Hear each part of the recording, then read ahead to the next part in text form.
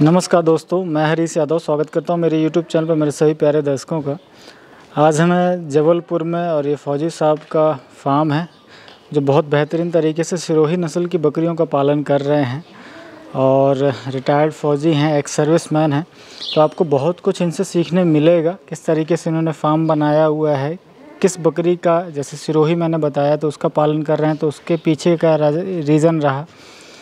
और जो हमारे युवा वर्ग है उसके लिए ये वीडियो बहुत ही ज़्यादा प्रभावित करने वाला है कि जब इस एज में भी आकर ये व्यक्ति इतना अच्छा काम कर सकते हैं, तो हमारे युवा अगर बकरी पालन में आना चाहें और इसे रोज़गार का एक अवसर बनाना चाहें तो उनके लिए ये जो बकरी पालन है एक नया आयाम निर्धारित कर सकते हैं। तो चलिए चलते हैं और मिलते हैं फ़ौजी साहब से और उनसे उनके फार्म के बारे में और उनके बकरी पालन के बारे में पूरी जानकारी लेते हैं। तो सर, स्वागत है हमारी YouTube चैनल पर आपका। जो भी दर्शक आपको देख रहे हैं, थोड़ा सा अपने बारे में बताइए और अपनी लोकेशन के बारे में बताइए थोड़ा सा। सर, मेरा नाम श्याम सुंदर साहू है जी, और मैं जबलपुर मध्य प्रदेश से हूँ। और अभी नए फ़िलहाल में मैंने बकरी पालन का काम शुरू किया है। और सिरोही नस्ल की बकरियाँ रखी हैं।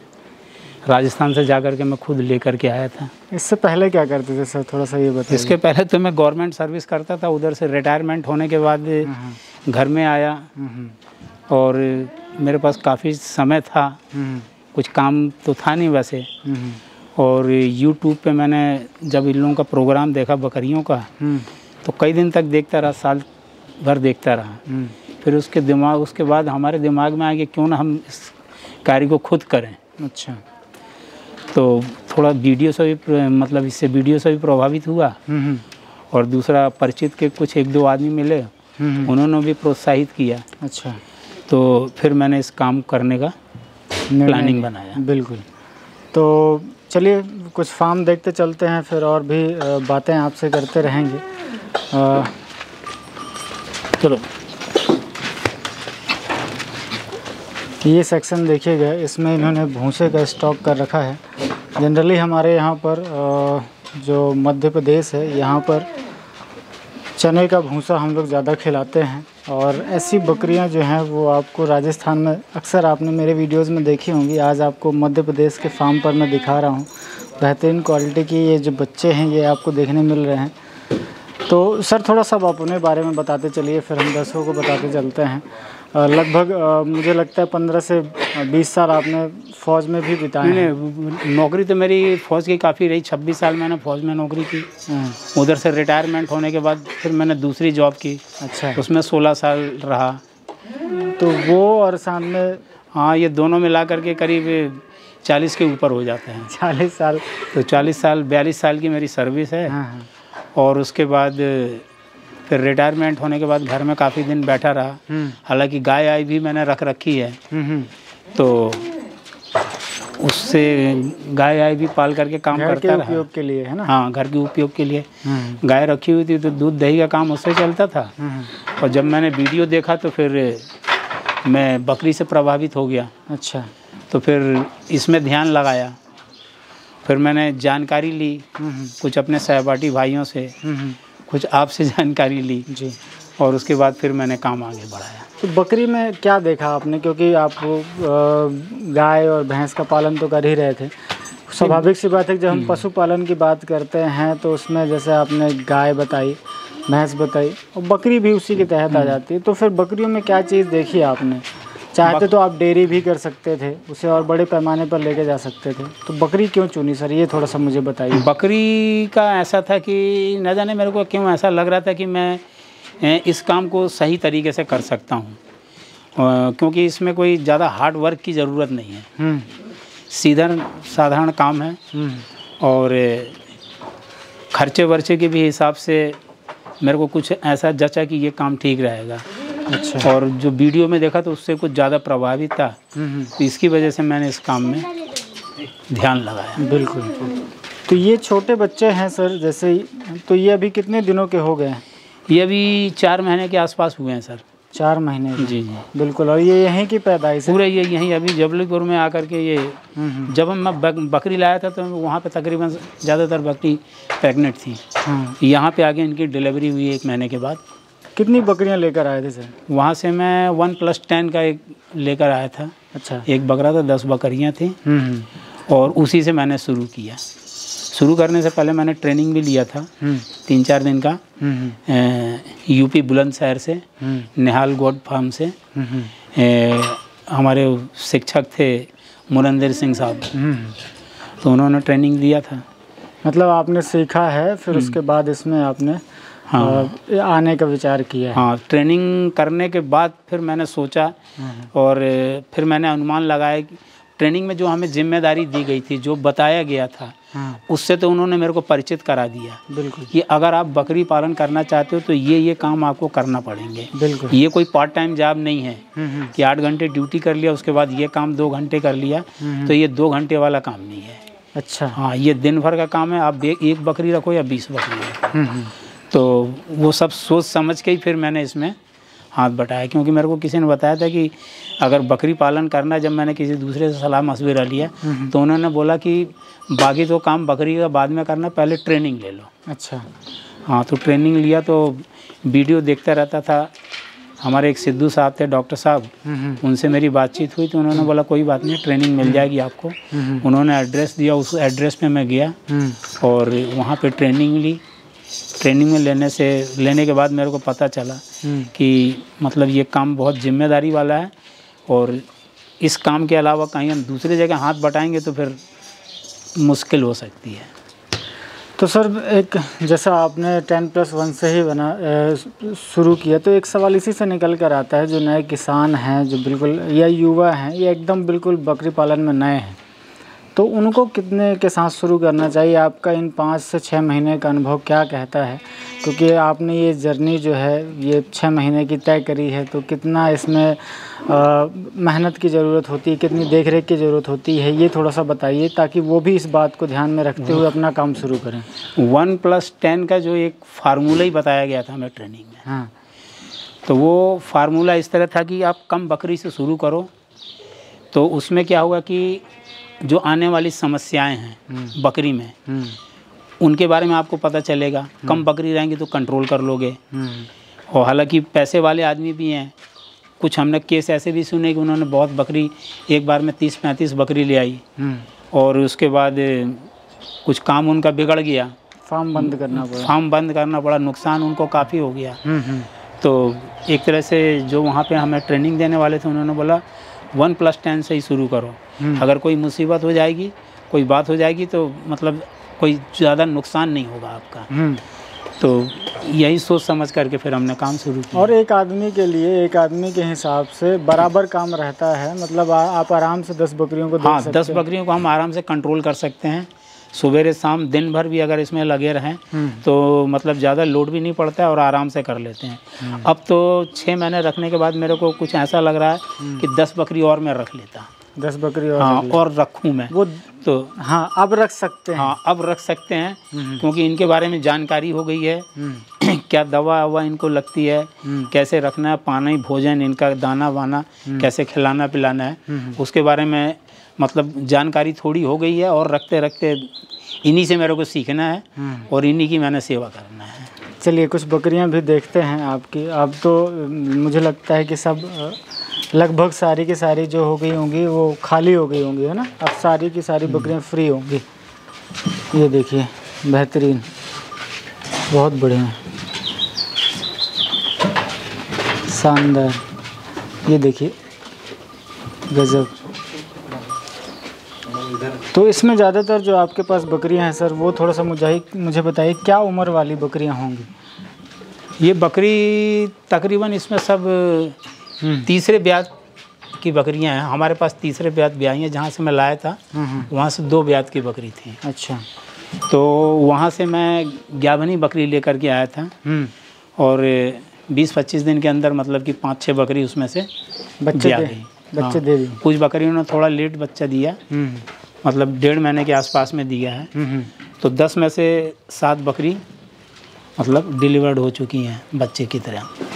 तो तभी मुझे लगता है कि शायद आपको उस टाइम पे स्टार्टिंग के टाइम पे ज़्यादा परेशानी हुई होगी। हाँ, क्योंकि बकरी जब कहीं से हम बाहर से लेकर आ रहे होते हैं तो वो खुद एक स्ट्रेस में आ जाती है, और फिर उसके बाद जब वो प्रेग्नेंट थी, बच्चे उसने दिए, तो वो एक अलग स्ट्रेस बन जाता है। फिर क्लाइमेट जो बदला हमारे यहाँ पर, जब इस टाइम पे आप शायद दिसंबर में लेके आए थे। हाँ, वो नवंबर फर्स्ट वीक में मैंने बकरी को यहाँ पे उतारा था। अच्छा। जबलपुर में। हाँ।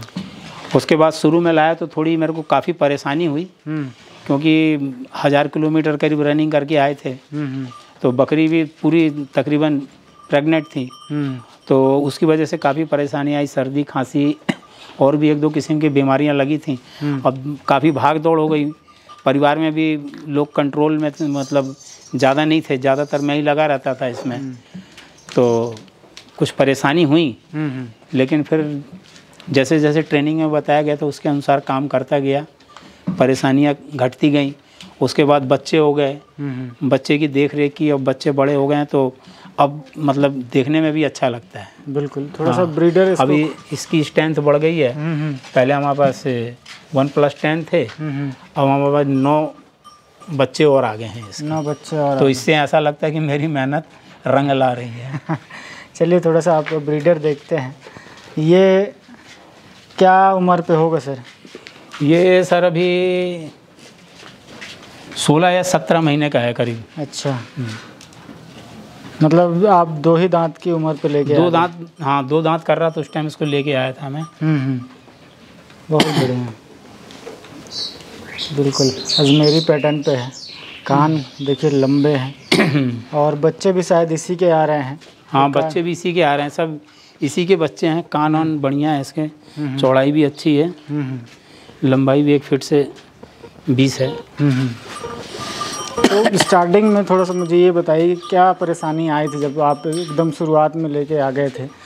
तो किस शुरुआत में जब मैं लेकर के आया तो एक तो ठंड का मौसम था। ठंड का मौसम होने की वजह से थोड़ा इनको रखने में दिक्कत आ रही थी, उतना मैं प्रिपेयर्ड नहीं था।